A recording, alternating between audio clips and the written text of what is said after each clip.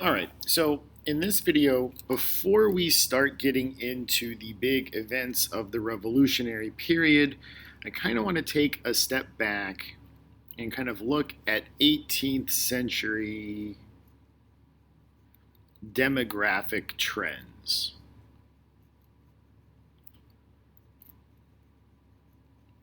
So this is kind of a big, broad overview of the 1700s to kind of see where we've come from and the effects of the scientific revolution and the Enlightenment on Europe kind of as a whole.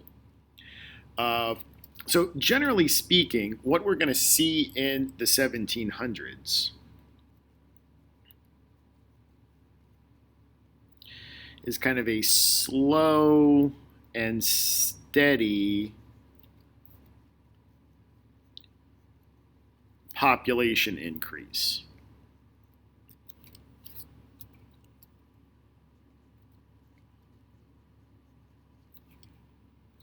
And so what we're going to look at here are the causes and the effects of this slow, steady population increase.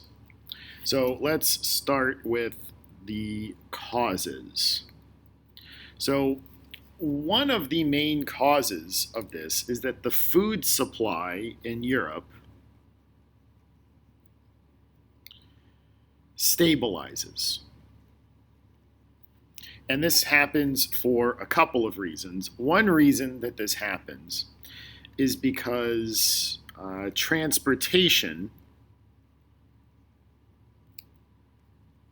has improved. So the roads are better, there are more roads, transportation has improved. Another reason why this happens is that the commercialization of farming makes more food.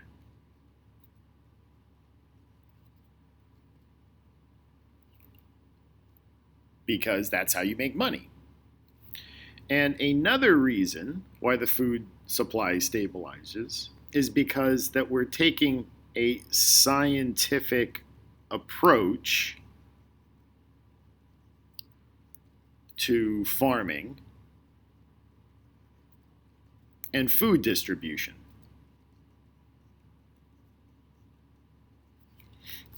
So we're kind of taking an enlightenment or a scientific revolutionary view to farming and to the distribution of food. So what this means is that famines as a random occurrence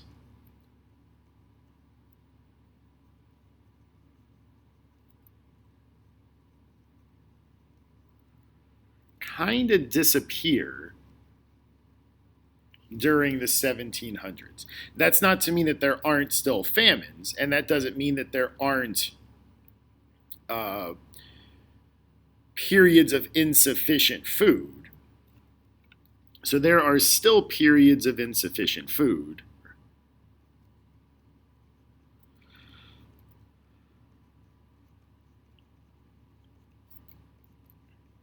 And there are still periods of man-made famine. But naturally occurring famines seem to have stopped, at least in Europe.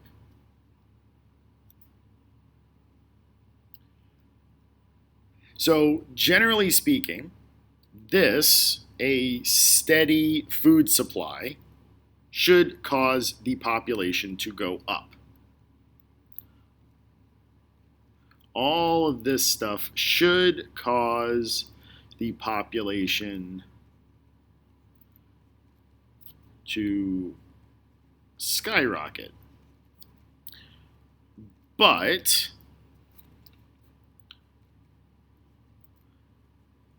the wars and the resulting diseases that come from the war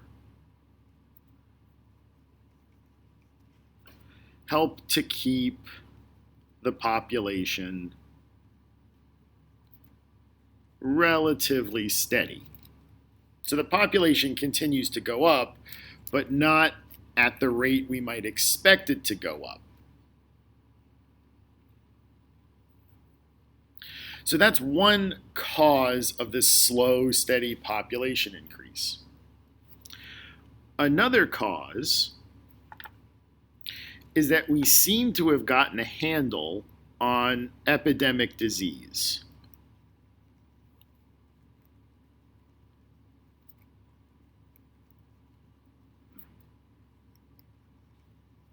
So epidemic disease during the 1700s seems to be on the decline.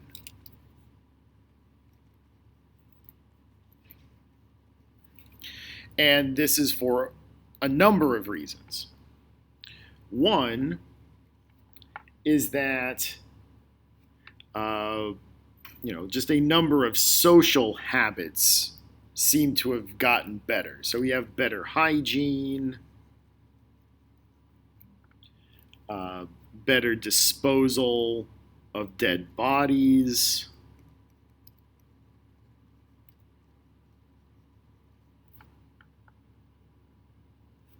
a better understanding of medicine,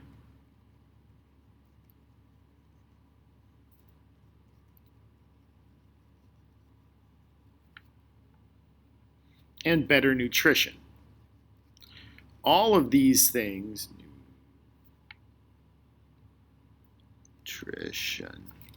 all of these things lead to people being healthier. And if people are healthier, then there's going to be less chance of epidemic disease spreading. So, for example, bubonic plague kind of just disappears in Western Europe in the 1700s. We just don't really see it anymore. That's not to say that it doesn't still exist. There were smaller outbreaks of bubonic plague in Western Europe into the 1800s, but nothing nearly like an epidemic. And there were epidemics of bubonic plague in the Middle East and in China as late as the 1940s. But epidemic bubonic plague seems to have disappeared by the end of the 1700s.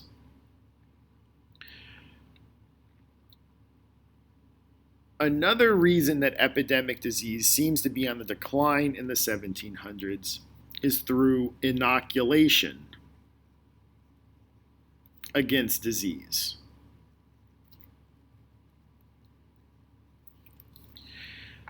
So we've mentioned one of these before, and this is the idea of variolation.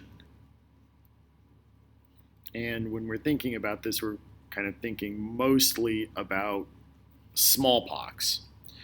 Now, variolation is a type of inoculation against a disease.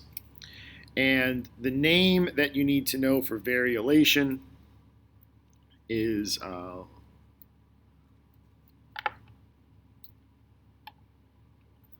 Lady Mary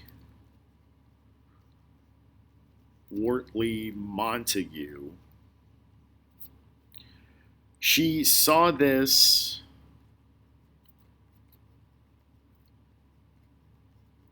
while in the Ottoman Empire.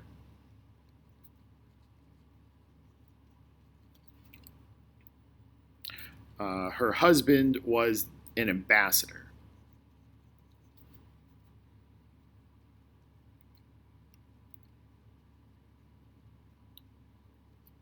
So her husband was an ambassador to the Ottomans, and she saw this practice that the Ottomans used to inoculate themselves to smallpox. Basically, what she saw was that they would grind up is two words, grind up smallpox scabs and pus and kind of put it in a small scratch on your arm.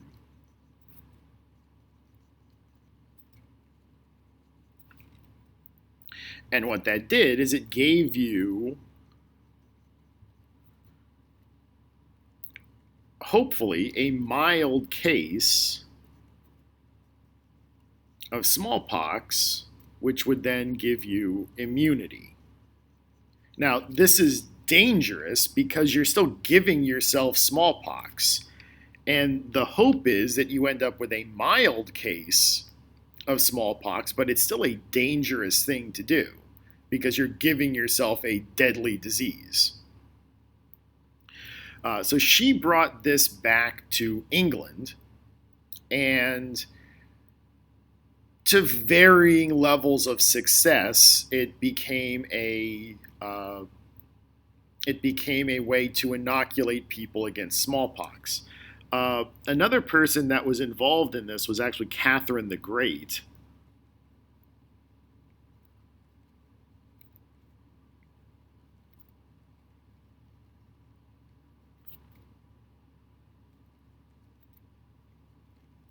Catherine the Great did this as well, to the shock and surprise and probably disappointment of the people in her court, but she also inoculated herself against smallpox this way. And I mean, we can thank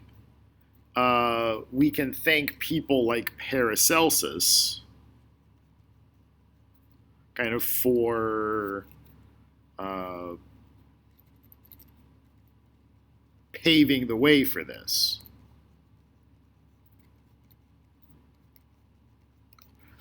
So these early doctors who looked at the body in a different way, people like Paracelsus kind of allowed for this to maybe become a thing in Western Europe, whereas before this would have been completely outside the realm of possibilities. So variolation is one way you can inoculate against disease. Another method is called vaccination. Now, vaccination is different in that what vaccination does is it triggers an immune response without giving you the disease. That's what vaccination does. Variolation gives you a mild case of the disease, hopefully. Vaccination triggers the same immune response without giving you the disease. The guy that is credited with coming up with the idea of vaccination is Edward Jenner.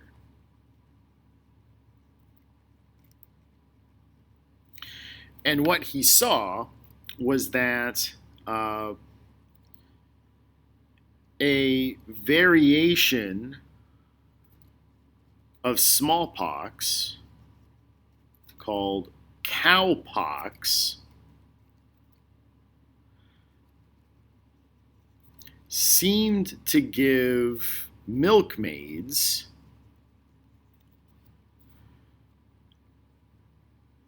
immunity to smallpox.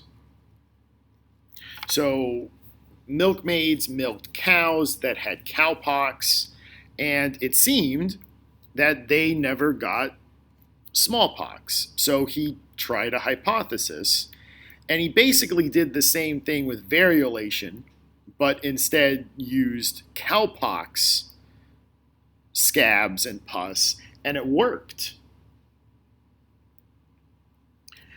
And so he triggered a smallpox immunity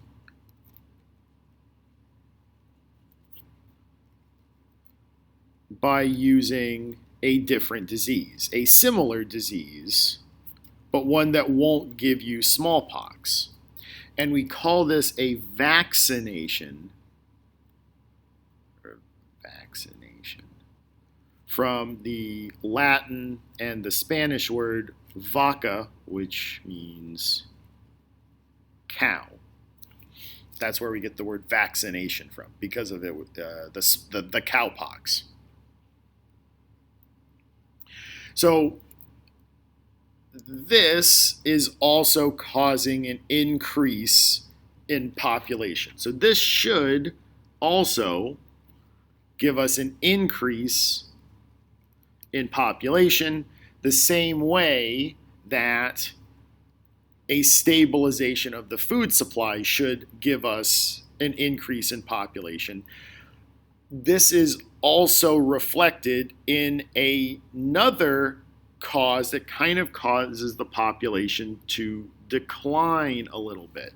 So what we're seeing is offsetting population increases and population decreases. So to coincide with epidemic disease being on the decline, we also see an increase in birth control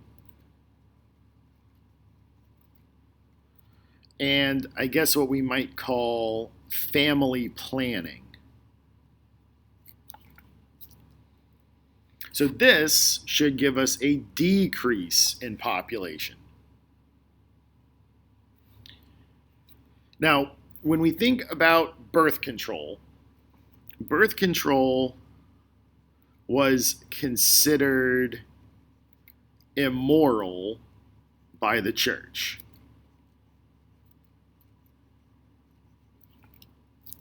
And you shouldn't use it because you shouldn't have special hugs unless the point is to have a baby. So any type of birth control or any type of family planning was considered immoral by the church.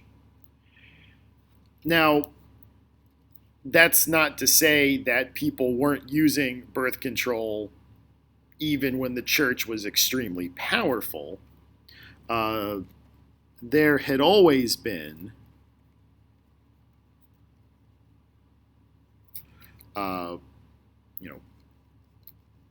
potions or techniques to prevent conception, even when the church was extremely powerful. But now,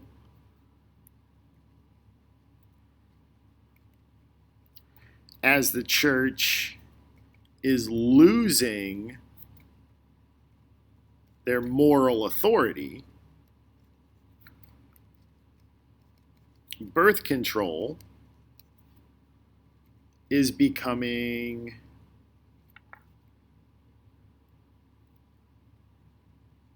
more common. Now, probably the most typical method of birth control we might have in mind are condoms. And condoms have been around since the 1600s, mostly made out of like lamb skin or intestines. But they were mainly used to prevent STDs, not pregnancies.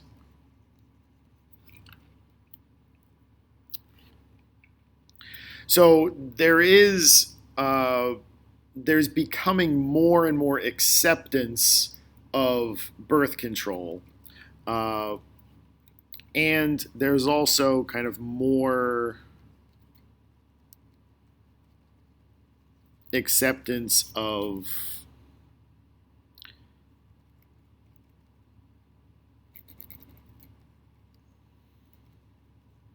abortion, kind of through a planned miscarriage.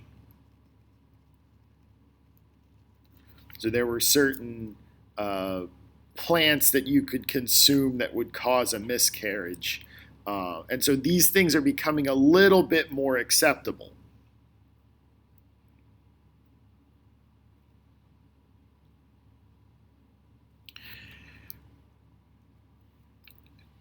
with this is also the idea of urbanization. So urbanization plays a role in this too.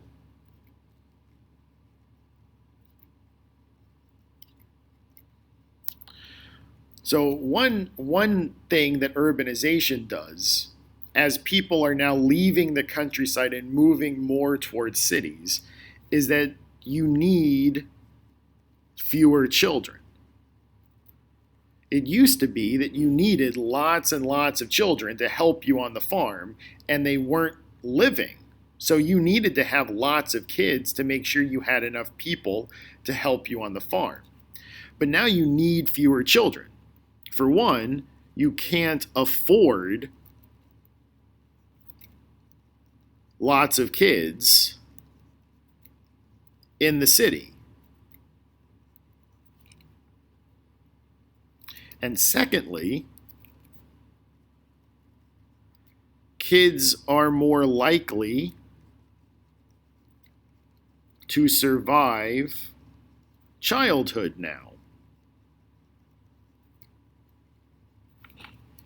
So you don't need as many kids, and you can't afford as many kids. So the kids you have are more likely to survive childhood. So you don't need to have 8 to 10 children. You can have 2 to 4 children because it's more likely that they're going to survive. This causes people to get married later. Because if you're moving to the city, you need to have a job. So you need to have a job first before you can get married. And if you're getting married later, you're having children later, which causes you to have fewer children.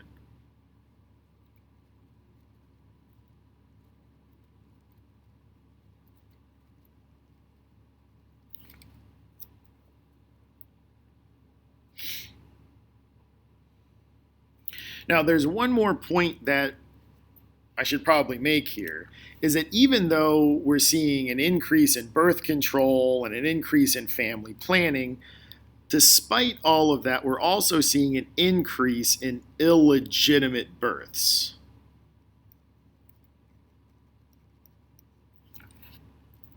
Because now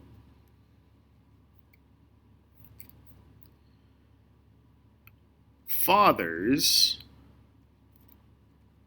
can leave villages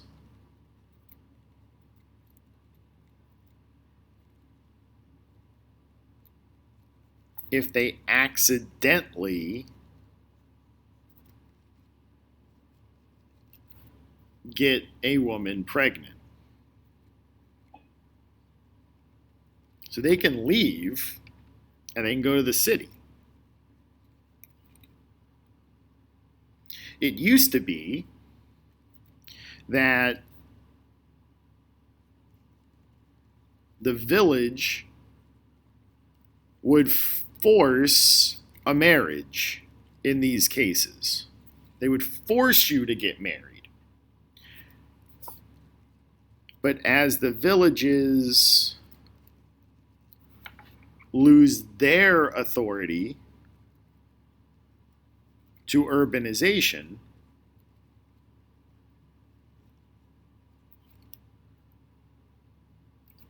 these marriages don't happen. Or they happen less frequently.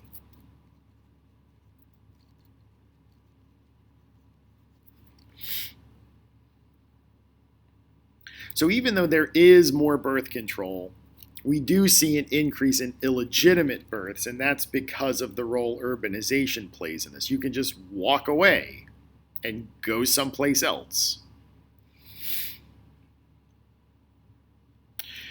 So these things are causing the population to grow, but kind of at a slow and steady pace.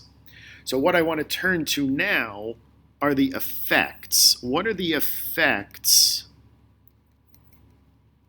of this growing population. So what are the effects of the growing population? So one way that we see the effects is that with fewer children per family, parents start to treat their children with affection and as like unique individuals. Because remember, before this, children were seen as ephemeral. They were temporary. It was most likely they were not going to survive childhood. So you didn't get attached. But now, because of the better medicine and the better nutrition, you treat your children with more affection because it's more likely they're going to survive.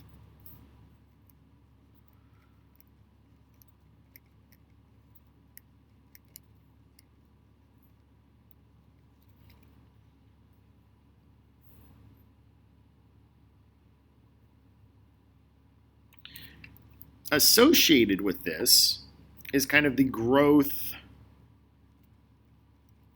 of education for children and the acknowledgement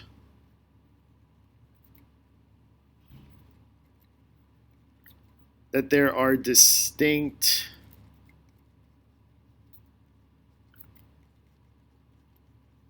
stages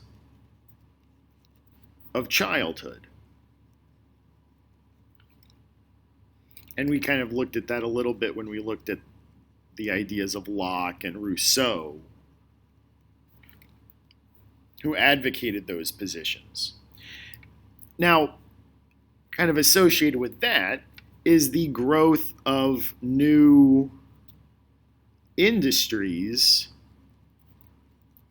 for kids or for kids' stuff.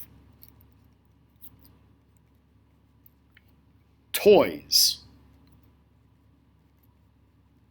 clothes, bedding, anything that you would normally think of for little kids is suddenly being produced, again, for two reasons. One, now we know that kids are different than adults.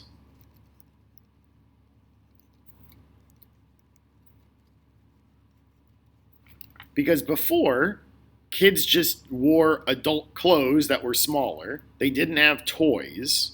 They just used tools, small tools. The other reason that we see this as a new growing trend is that people need jobs in cities. And one of the new things that you can make in a city are things for kids.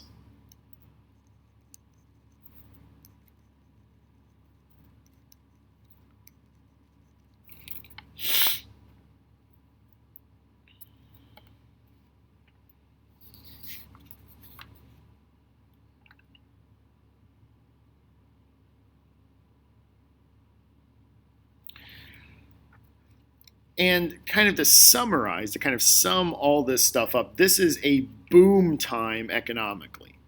So another effect of this growing population is just a general increase in Europe's economic productivity.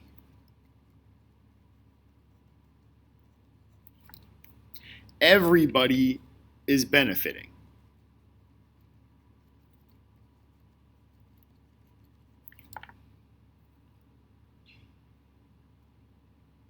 We see this in a number of ways.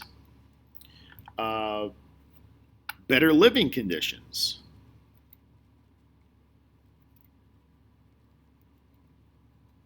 Like people can afford walls.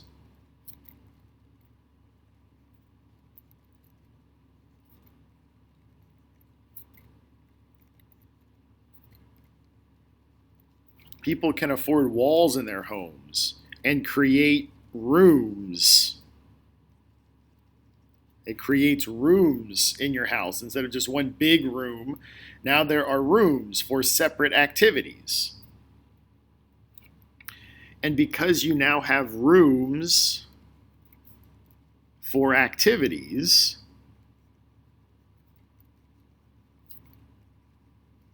you need to furnish those rooms.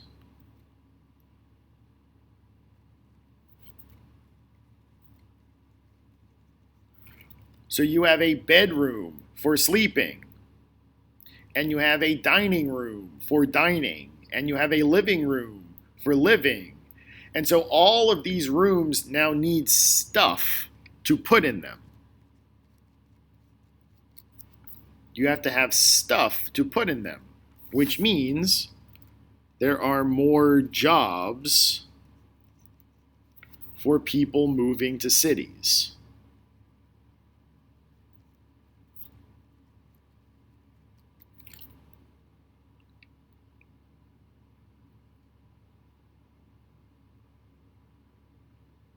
So all sorts of consumer goods are being produced now.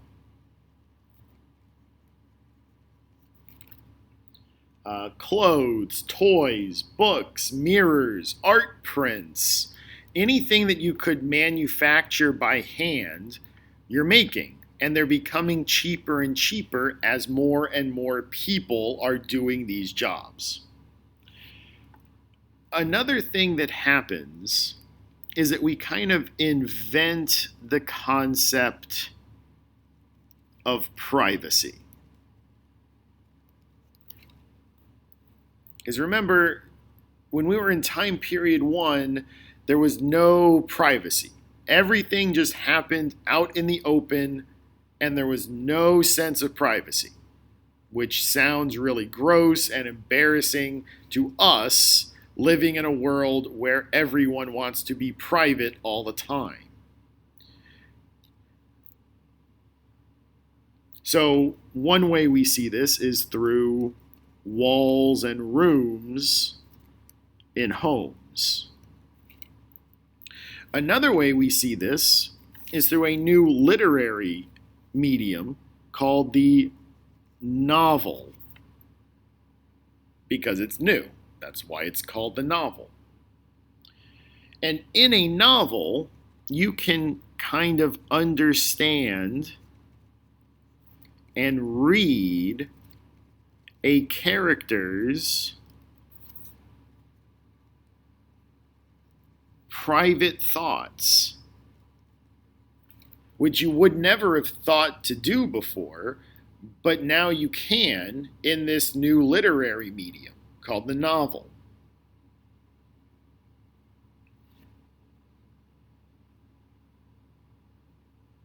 So here's a really good example of a novel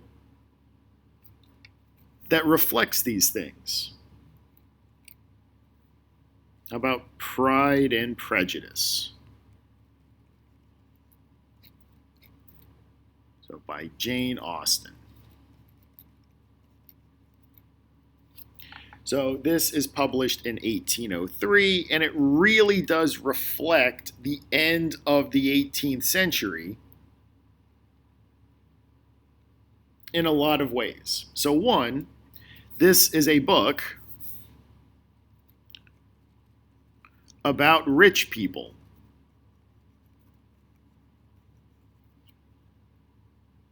Either you want to be like them, or you are one of them. And so it is a pretty good reflection of where we're at, especially in places like England, France, the Netherlands, the places that are benefiting the most from mercantilism. It's a book about rich people.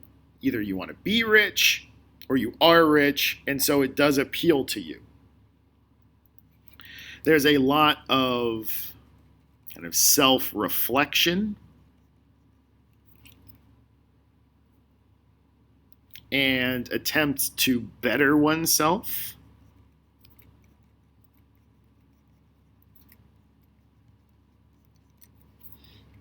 And we can kind of look at that as a function of the Enlightenment. And there's a lot of internal dialogue.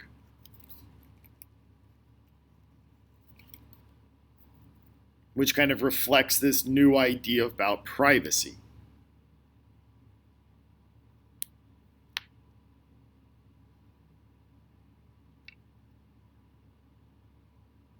Now, there's one more thing, and I'm going to put it up here where I have a little bit more room to write. So, one additional effect of this growing population, and we've mentioned this before, is that cities will continue to attempt to regulate morality. So the church isn't doing it. The villages have lost their authority to do it. So now it's kind of left to the cities to do it. The villages and the church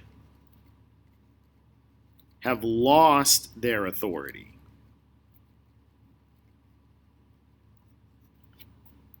And so the cities are now left to do it.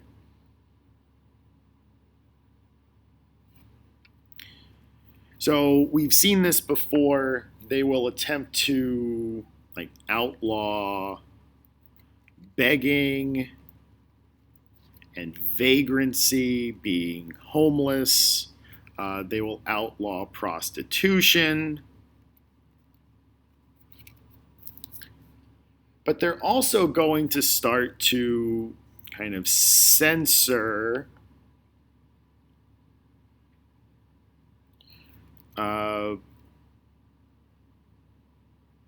kind of maybe pornographic published material that might be considered immoral. That doesn't mean that it's not published. It's still published. And it's still consumed. But it all has to be kind of done underground. Okay, so I'm going to stop there. I know that this was kind of a lot of material to throw at you in one video, but I wanted to try to get all of this done in one go before we get into the heavy stuff of the revolution. So, yeah, so I'm just going to stop there. The next big unit we'll cover is on the Age of Revolutions. So until we get to that, this is Mr. Nissen signing off.